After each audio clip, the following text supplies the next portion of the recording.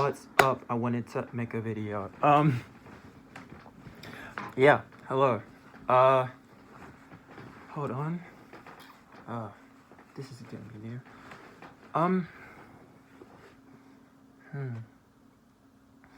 So like, I was thinking about something, right? I just watched this video, by this guy called Paul. I forgot his last name, but it was just like, the world you thought you lived in never existed. I'm paraphrasing. But yeah, I wanted to talk about how in 2018 or 2019, I was watching this Britney Spears video. Actually, no. Sometime in the past, I can't necessarily think of the year, but I was watching this Britney Spears video. And as you can see, I'm a huge Britney Spears fan. And I'm wearing a Britney hoodie. Anywho, yeah, I was watching this Britney Spears video of her in Rosie O'Donnell. And it's all cool. She's like promoting her album, like, yeah, what's up? They're talking, there's a conversation. But I was looking in the YouTube comments and there was this guy. And he was like, 1999 was like one of the last good years in my life or something like that. And it made me think, like, to somebody, like 1999 is like the best year in the world. Like, I'm born in the year 2001. I remember being on the internet when fucking 90s nostalgia was everywhere. It was like, it's the best time to be alive and everything now is shit. Like, Rugrats, Rocket Power, Cat Dog, what have you, all of that stuff. And I just remember sitting there and thinking about it and just being like, how fascinating that like this one year that everybody else is like talking about like crazy, like the like 1999 was just like such a source of pain for this person. And that really was part of like why my perspective changed on the whole thing. I make music, I'm an artist, and sometimes my music gets described as nostalgic, and I feel like the word people are looking for is familiar. And I think familiarity, which sounds rich coming from somebody who really likes being an individual, I think familiarity is something that is sacred and beautiful. I think, yeah, having something be familiar is cool. Like as I look to all of this stuff in my room, I'm just reminded of people that I love. Like, I remember the first time really, I can't remember the first time I saw Britney Spears, but like, when I look at Britney Spears, I see my mom, you know? When I look at Michael Jackson, I see my dad.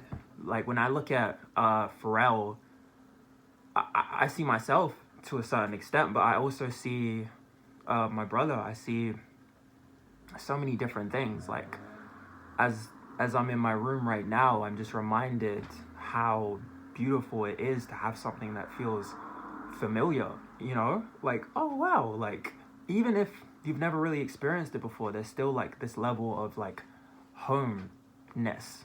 And this is something that like I think is more beautiful than the idea of nostalgia.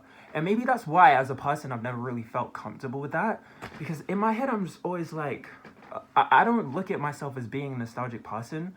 Like, yeah, I'm watching Britney Spears videos a lot, and I do, like, I'm wearing a hoodie of hers right now. I love Michael Jackson. He's no longer with us. He died 15 years ago, or 16 years ago. But, yeah. 2009 was, like, one of the worst years of my life.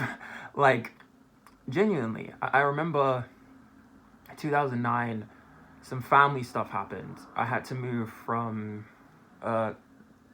Australia to the UK. Like, so many different environments were just, like, new. And yeah, I never really missed those times. I never really missed them. And I think that's probably one of the biggest blessings I had. Like, the more I think about it, like, those times of despair and those times of pain were some of the most beautiful, enriching experiences that I've ever had in my life. You know, like, those times of really crying and coming to terms with, like, loss. I think a lot of my life has just been loss. Like, I remember being born, and I was born 6th September 2001. 9/11 happened 5 days after my birthday. Aaliyah's death happened 11 days before I was born. I remember like my dog passing away when I was like 7. I have an aunt that I never really got to meet as an adult because she passed when I was fucking 6. I feel like, you know, moving from school to school as a child, I never really had that security. Like I never was able to like adjust somewhere. Everything kind of seemed like a new environment. Like the minute I felt like something was home, I had to go somewhere else.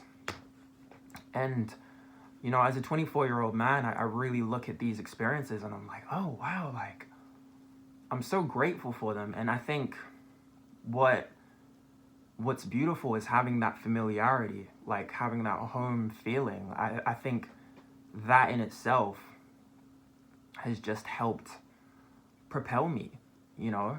It's act as like belonging, you know, because when I look at Britney Spears and when I look at Michael Jackson and when I look at High School Musical and when I look at fucking Pharrell or like Jamiroquai, I'm just reminded that people care, and I'm reminded that I'm reminded of the beauty of human nature. You know, when I really look at Britney, I think with everything that she's gone through, she's been such a resilient person.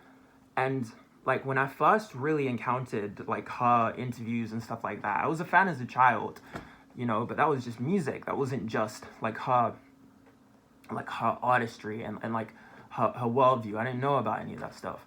But I remember like the first time I encountered it, just being like taken aback by how beautiful her mind was and how self-assured she was and how natural of a human she was. And every single time I look at that Britney Spears cover or a video, I just feel like I have that belonging and I feel like it gives me that peace. And it's something that like I can't really put into words. It's just a feeling I have. And yeah, that's what I wanted to say. I think music feels like home. That's it.